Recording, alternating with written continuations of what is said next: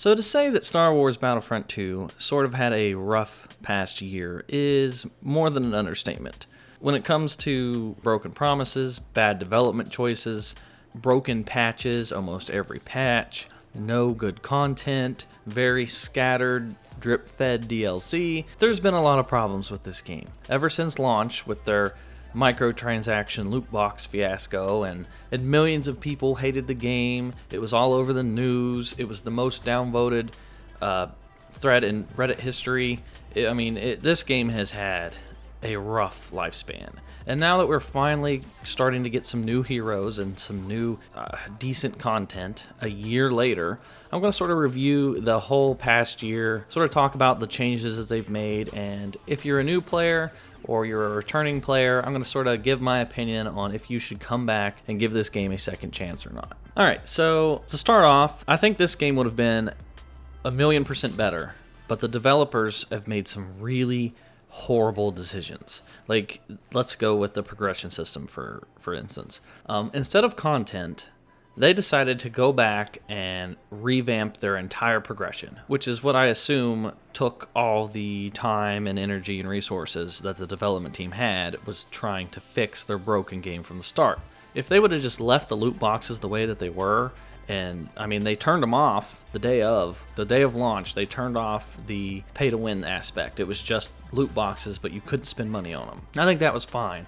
Eventually, people would have grinded up enough, and you would have gotten enough credits, and you would have had enough scrap that you could just craft whatever you want. Everybody would have had the purple star cards that they wanted. It would have been fine. But instead, they decided to revamp the progression system and I guess hopes to bring back new players. But it completely failed. It was just a broken mess that we didn't get content instead because of this change. It was just completely pointless. The progression is definitely better, but it sort of came too late. At the point that they actually had the progression update go out, it was like months after the game's launch, so most of the hardcore players were already leveled up anyway, so they didn't see too much of a benefit from this progression change. So with the progression update, they have also drip-fed content. Like, we would get an update here. Some months they would completely skip and they would just not have anything, or they'll have an update here, an update there. The original plan from Dennis, the lead head developer, he said that they want to have a patch every 2 weeks, which sounded great.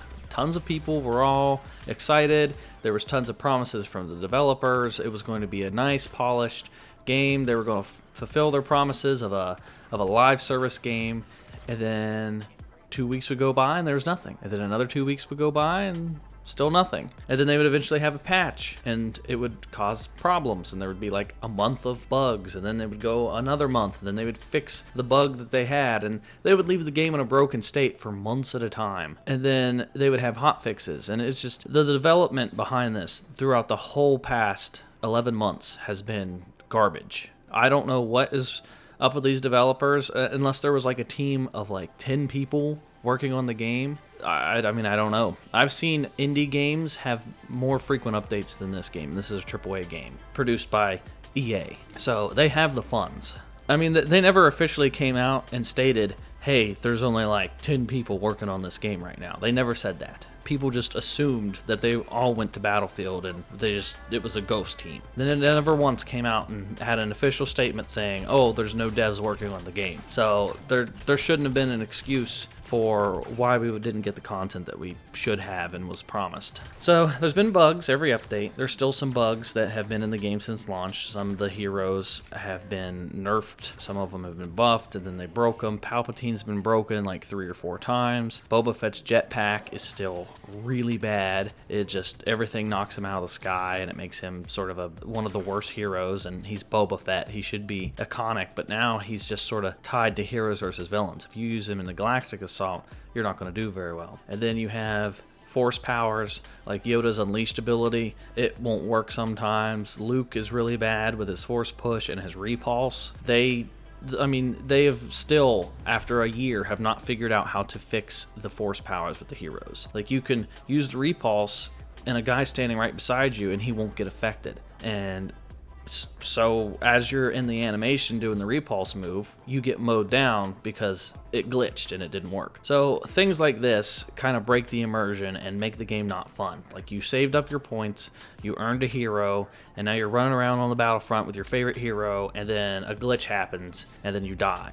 And normally I wouldn't bring this up in most video games because it wouldn't really be a problem. It'd be like, okay, there's a random glitch here, a random glitch there. But in this game, it is so frequent that I would say, honestly, in probably 1 out of every 4 times I'm a hero, I die from some sort of glitch in the game. Like, it is that bad. This game is horrendously full of bugs. It is bad. And they just have never fixed them.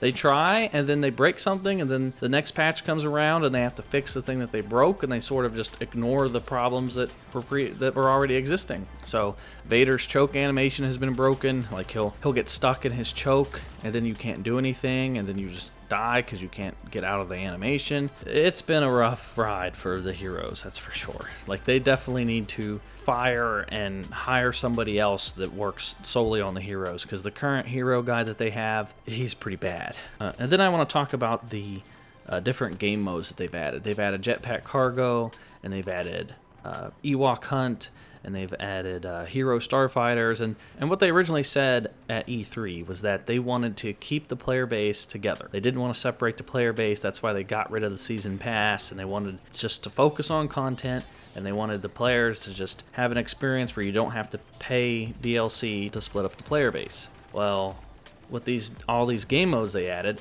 they did exactly that. They split the player base. Now, this game already had so many players because of the lack of content, and then they take all these new game modes because my guess is that they're easier to make than like a hero. So they cut corners, and then they give us these game modes, and they pass it off as content because that's the easiest thing for them to do. So let's look at Ewok Hunt. Ewok Hunt was a pretty fun mode, but you don't get anything from it. Like, you get very little credits. You can't level up your Ewoks because that's the only mode that they're in. And you can't sort of progress in the progression system because it's just sort of a fun, goofy mode that you can play, and you don't get much of an award to do from doing it. So that mode's kind of pointless, and it splits the player base. Then they had Jetpack Cargo. Jetpack Cargo was a complete failure. It was unbalanced. Nobody played it. It wasn't very fun. It got repetitive. People would exploit it, and they would like take the bomb because you had to have a bomb. It was basically capture the flag but with jetpacks, and people would take the flag and just go hide with it, and it would keep the timer going, and the rounds would last like 40 minutes, and it got boring. So you would have like a 40-minute match, and you'd get like hardly any experience points for it. So there was no point. So they got rid of Jetpack Cargo, which was a waste of time and resources because it was a mode that failed. And then they added the Starfighter Assault mode, where you can have hero ships versus hero ships, which is unbalanced. A lot of people don't play Starfighter Assault to begin with, so it was just a waste of time and resources. And then the skins. Battlefront 2015 had tons of skin options. You could change the way that you looked. You could have different alien heads. You could have different stormtrooper outfits. You could have a shadow trooper. You could change the shoulder pauldron on your trooper to make you look different from other people. There was a bunch of different options, and they were pretty reasonable. But in this game, they added them in April. That was part of their huge advertisements, like, hey, April's going to be the huge skin release, and everyone got all excited. Well, it launched. There was no clone skins. There was no stormtrooper skins. There's no droid skins. It was literally just the Rebels and the Resistance, and that's it. And you could have like 3 or 4 different alien skins for your character. You could have different human skins. And the worst part was that if you bought the alien skin for the officer, you have to buy it again if you want to play it for the assault class. So you essentially have to buy the same exact head, like alien head for your character, per class, which is ridiculous. So the skins have been more than underwhelming in this game. The hero skins have been pretty underwhelming in this game. And they neglect certain heroes. Like, there's still tons of heroes in this game that don't have a single alternate skin. Like, Han Solo has 6 skins. Darth Vader has 1 skin. Boba Fett has 1 skin. Phasma has 1 skin. Darth Maul, he could have like 3 or 4 different options. Darth Maul has 1 skin. Han Solo has 6 skins, and some of the skins were in the last game, like Hoth Luke, Hoth Leia, Hoth Han. Like, it's nothing new. And the problem with this game over the past year is that every single month it's like, maybe next month will be better, maybe next month will be better. And then they added the community manager Ben, and he has been good with the community. Like, he gives frequent updates and stuff, but he's sort of feeds to the problem because he gives you false hope. He's like, oh, well, don't worry, next month we have this planned, next month we have this update planned. And then the update comes and it's underwhelming, and they only added like one thing or 2 things, and then it's full of bugs, and then that month sucked, and then it's just, you gotta wait for the next month. And every single month it's just been hope for the next month to get better, and it never does. And every time there's a content release, we all have high expectations, and then they just let you down, and it's not as good as what you hoped. Let's use the latest one for example. They have this roadmap, and they originally said that we were going to get content in the winter. Well, come to find out, winter doesn't even include December. You don't get anything in December because DICE is going to go on vacation, and you get something in January and something in February. And this game didn't even get a roadmap until like 6 or 7 months after release. You didn't even have an idea of what the content was going to be. And then when the original roadmap came out, it was so vague, it didn't tell you anything. It just said, hey, you might get some clone stuff in the fall, and you might get some clone stuff in the winter. I mean, so that's basically a recap of the past year. It has been pretty rough. There's been a few good things splotched in there, like some of the skins were kind of cool, but the problem is that it's so drip-fed, and you get content so rarely that if you're a hardcore player of this game, it's basically felt like you haven't gotten anything at all. So if you're a new player, or if you put this game down in like November or December and you're just now picking it up, and like say you play it today, you'll see some decent changes. You'll be like, wow, okay, it's a little easier to come back. They added the squad system. Now you can spawn off of your partners and stuff, although it's currently a little unbalanced. It is a little better. So there have been some good changes, but in my honest opinion, if you're returning to this game or thinking about returning to this game, I would honestly just wait until February. Because if you come back now and you play with Grievous, everybody's going to be playing with Grievous. Everyone. Because this game is so drip-fed content. And these Star Wars fans are so desperate to play something new that everywhere you go, you're going to see Grievous. You're going to see Grievous, Grievous, Grievous, Grievous, Grievous on every Galactic Assault map. You're going to see him on every Heroes vs. Villains map. And then come November, you're going to see nothing but Obi-Wan. Obi, Grievous, Grievous, Grievous, Grievous, everywhere. Because that's the only content there is. So, instead of picking up the game now, I would honestly just play something else. I'd play Red Dead, I'd play some Call of Duty, or some Battlefield, or some Assassin's Creed. Just play a different game. I would come back to this game in like February. That way, all the content is out.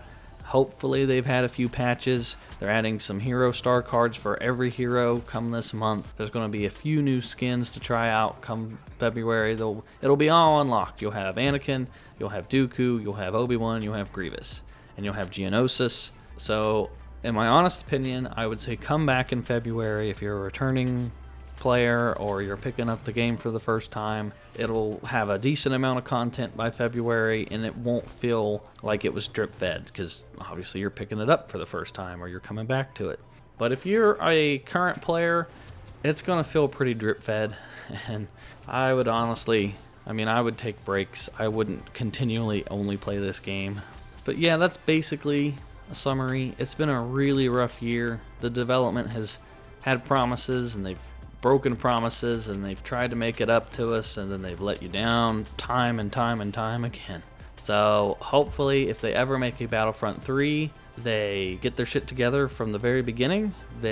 Hopefully it's not even made by EA and DICE. I hope it's just a completely different company and they just start fresh, because it has been a long, pathetic roller coaster of a ride, and I don't think any video game should get this treatment. If any other video game had this treatment that Star Wars Battlefront 2 got, no one would play it. But because it's Star Wars, fans stick around, and this is the only Star Wars game that's out because EA has the license.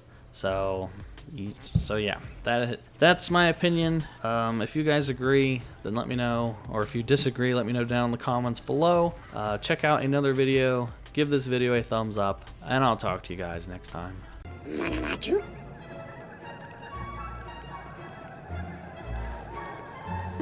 Goopa Noopa.